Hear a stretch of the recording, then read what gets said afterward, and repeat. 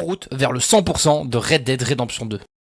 J'ai participé à ma première fusillade assez tôt dans le jeu. Une visée digne des plus grands cowboys. De là, un gars m'est tombé dessus, mais bon, je ne me suis pas laissé faire. Octogone direct. Je lui mets mon plus bel enchaînement dans la face pour ensuite lui ôter la vie. Ah bah oui, il fallait pas me chercher hein. Je découvre cette belle monture, la seule sans défense, et je me suis dit que maintenant qu'elle n'avait plus de propriétaire pour des raisons évidentes de décès, elle sera mienne.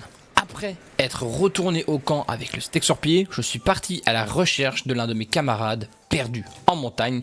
Le chemin était long, très long, un peu comme ma vie. J'ai dû ensuite affronter une meute de loups. Il y en a même un qui s'est mangé un gros chassé dans son crâne. De là, on a enchaîné sur un petit cours de voyeurisme. J'ai participé à ma première course-poursuite et pour une fois, c'était moi qui poursuivais quelqu'un. Les rôles se sont inversés. Je l'ai attrapé au lasso, digne des plus grands cow-boys, et j'ai ligoté comme on me ligote le dimanche. Ça ne rire que moi.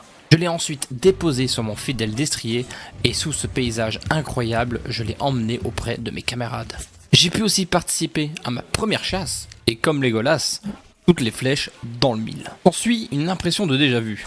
Je prends le gibier, je le dépose sur mon cheval et direction le camp. Et pourquoi pas, après tout ça, braquer mon premier train. Mais ça ne se passe pas comme prévu. Je me retrouve à devoir sauter sur le train en marche. Et après, un dévouement des plus pitoyables et honteux, c'est une guerre complète qui éclate sur ce train lancé à toute allure. On finit par stopper le train, on récupère la chose pour laquelle nous sommes venus, pour enfin poser notre campement et terminer ce premier chapitre.